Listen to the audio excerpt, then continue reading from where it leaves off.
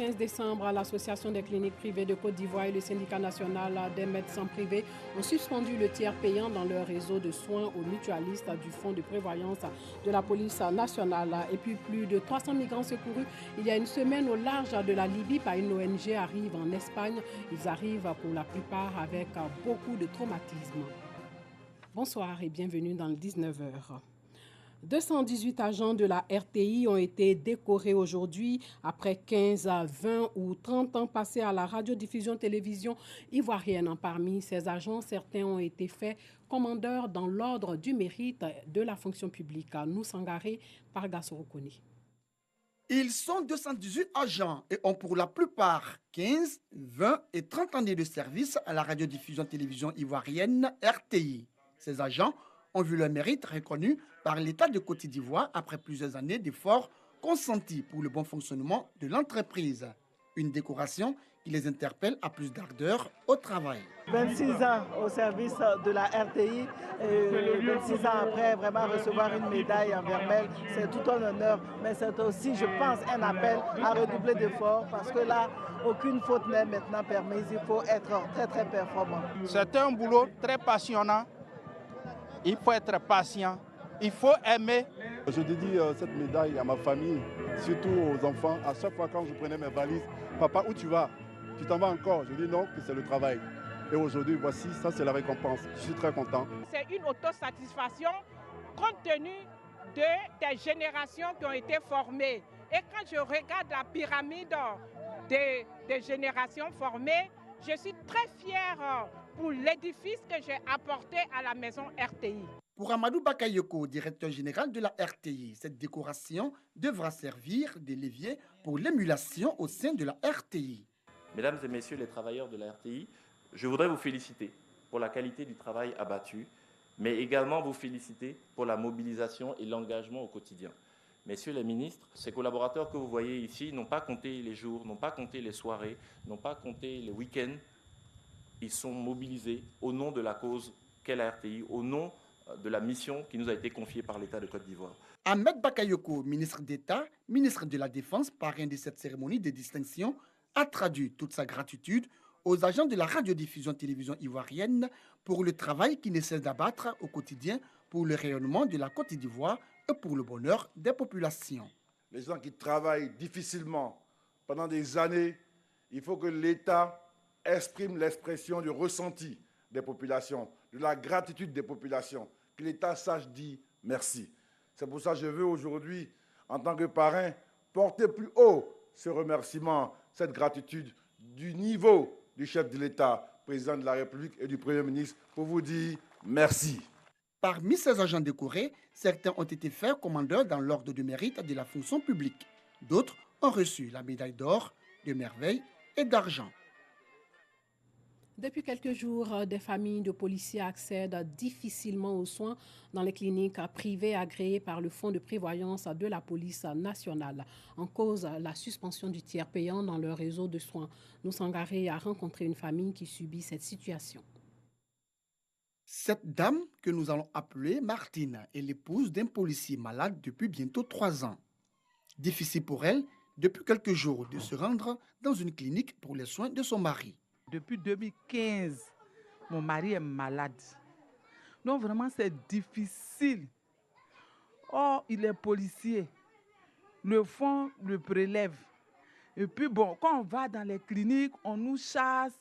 Non, vraiment, c'est pas facile. On va, mais les gens nous renvoient parce qu'on n'a pas l'argent, tout ça là. Nombreuses sont les familles de policiers qui rencontrent d'énormes difficultés à accéder aux soins des cliniques privées agréées par le Fonds de prévoyance de la police nationale FPPN. Depuis le 15 décembre, l'Association des cliniques privées de Côte d'Ivoire et le Syndicat national des médecins privés de Côte d'Ivoire ont suspendu le tiers payant dans leur réseau de soins aux mutualistes du Fonds de prévoyance de la police nationale. Les cliniques, ce sont des entreprises privées. Et lorsque nous recevons les malades que nous traitons, je prends par exemple le cas des malades hospitalisés qui viennent dans le cadre du tiers payant, nous prenons tout en charge et nous faisons le travail comme il le faut. Malheureusement, En retour, ils ne sont pas payés et ça nous cause des désagréments. Et les factures vont au-delà de 2 mois, 3 mois, voire 1 an, et elles ne sont pas payées. À l'unanimité, nous avons décidé de suspendre, ne serait-ce que temporairement, certaines structures qui nous causent des désagréments, c'est-à-dire qui ne payent pas les factures depuis plusieurs années. Indexés pour le non-paiement d'arriérés dû aux cliniques privées, nous sommes entrés en contact avec les responsables du fonds de prévoyance de la police nationale qui n'ont pas accepté de s'exprimer à notre micro.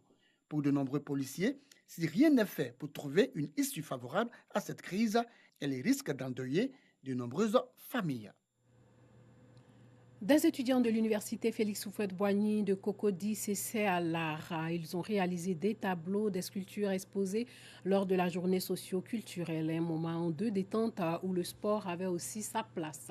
Une idée du collège des délégués de la dite université. Ndoa de Lazer.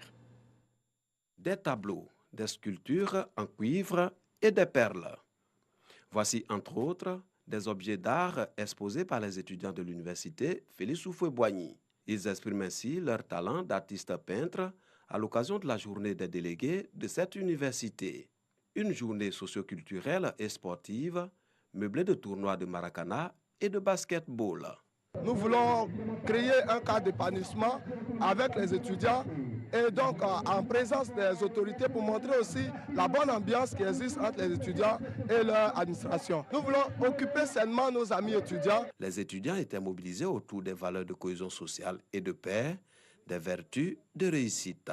C'est une sorte de repos, cette manifestation, puisque ça permet aux étudiants de penser à autre chose, de vider un peu leur esprit et de se retrouver ensemble, de se côtoyer mieux que lorsqu'ils vont dans les salles de cours et dans les amphithéâtres.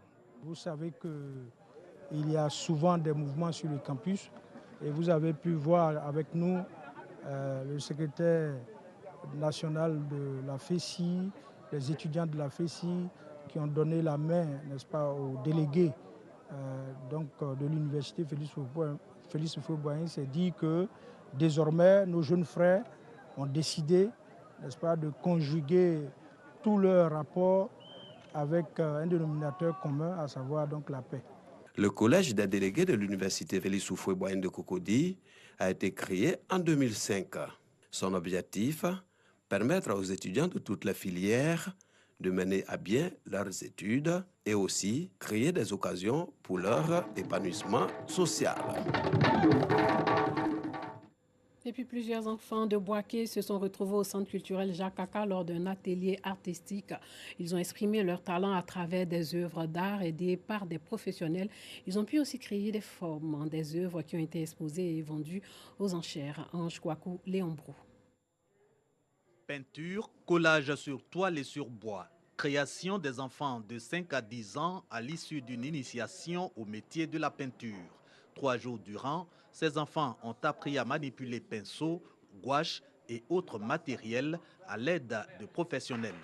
Ces tableaux de ces tout-petits ont été vendus, un atelier pour inculquer à ces enfants le goût de l'entrepreneuriat. On a joint l'utile à l'agréable, le ludique au commercial et on espère initier à chaque enfant cette envie de créer et de vendre pour pouvoir s'en sortir. Ces heures d'apprentissage ont permis à ces enfants de développer des notions de créativité et de cohésion. Merci à l'entreprise pour vous. Merci aux maires aussi. Ces peintres en devenir ont eu le soutien des autorités de Boaké. Au nom de toutes les populations de Boaké, je voudrais dire merci à Mme Mariam Koné pour cette belle initiative. Je souhaite que cette expérience puisse se reproduire, n'est-ce pas, à Boaké. Le mouvement Entreprendre pour vous Boaké est créé seulement en septembre 2018 pour accompagner l'entrepreneuriat jeune. Chaque année, la radiodiffusion-télévision ivoirienne RTI organise sa traditionnelle émission humoristique Bonjour. Cette année, pour la célébration de cette comédie show, l'équipe de production entend donner l'opportunité aux populations du district d'Abidjan, de l'intérieur, de la sous-région de l'Europe et des États-Unis de s'égayer. Elle crée alors le Bonjour Tour 2019. Parga Sorokoni. En cas de cas, Ramatoulaye, Papitou sont entre autres humoristes retenus cette année pour égayer spectateurs et téléspectateurs de la traditionnelle émission humoristique à succès de la radiodiffusion-télévision ivoirienne RTI Bonjour. Cette année, en plus du classico, celui du grand public qui se tient chaque année au Palais de la Culture de Treichville, l'équipe de production de l'émission Bonjour a décidé de faire une avant-première, le Before. Ceci en vue de permettre aux spectateurs de suivre les 6 meilleurs humoristes retenus après le casting. Allez! Aujourd'hui, là, c'est les hommes qu'on va attacher. Puis c'est les hommes qui sont devant. Ils vont vouloir se retourner. C'est de l'impossibilité. Les organisateurs ont envie d'offrir cette année l'opportunité au maximum de personnes de profiter du spectacle, créent alors le Bonjour Tour 2019. Objectif, permettre aux populations des districts autonomes d'Abidjan, de l'intérieur du pays, de la sous-région, de l'Europe et des États-Unis de s'égayer au maximum en profitant de ce show inédit en live. Comme les éditions passées, cette année encore, des membres du gouvernement, le gouverneur du district autonome d'Abidjan et plusieurs autorités seront de la partie. Les humoristes connus et en herbe aussi. C'est là-bas, les garçons, ils sont mythos, ils sont mauvais. Ils savent que tu as nuque, tu as front. Mais ils te disent, oh, quelle beauté! Sachez que le Before de Bonjour 2019 se déroule en ce moment même dans la commune de Cocody au boulevard Latré Events. Et le Classico est prévu demain samedi 29 décembre au Palais de la Culture de Treichville. Vous pouvez donc vous y rendre nombreux. Hors de chez nous, plus de 300 migrants secourus par une ONG arrivent en Espagne. Le bateau de l'ONG espagnole arrive dans le pays avec ces migrants secourus il y a une semaine au large de la Libye. L'Italie et Malte ont refusé de les recevoir.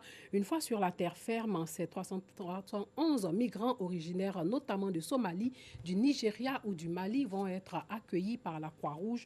La police procédera à leur identification avant qu'ils puissent être dirigés vers des lieux d'accueil. Ces migrants avaient été autorisés à débarquer en Espagne le lendemain par le gouvernement socialiste de Pedro Sanchez. Selon Madrid, la Libye, la France et la Tunisie n'avaient quant à elles pas répondu à la demande de l'ONG. Au Texas, des volontaires travaillent sans relâche pour venir en aide aux migrants épuisés qui arrivent dans la ville. Dans le sud des États-Unis, les centres de rétention pour migrants sont surchargés par l'afflux de familles et d'enfants. 2 enfants guatémaltèques sont décédés en décembre alors qu'ils étaient détenus par les autorités américaines. El Paso, à la frontière avec le Mexique. Les migrants d'Amérique centrale arrivent épuisés au terme d'un long voyage. Cela a été très dur, je ne le referai jamais. Je regrette pour mon fils. J'attends maintenant ma femme, je ne sais pas si elle arrivera aujourd'hui ou plus tard.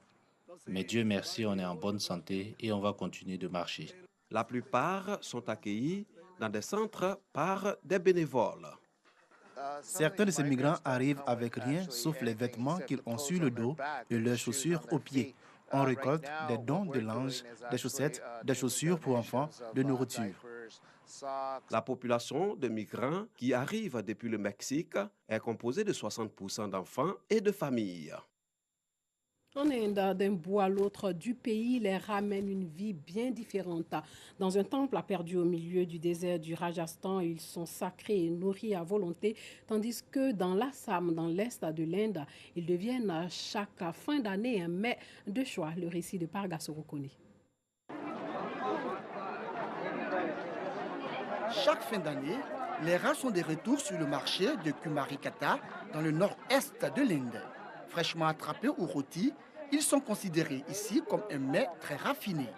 Les rongeurs constituent un complément de revenus pour les communautés tribales, car durant l'hiver, le travail est rare dans les plantations de thé de la région. La chasse aux rats permet aussi de protéger les rizières.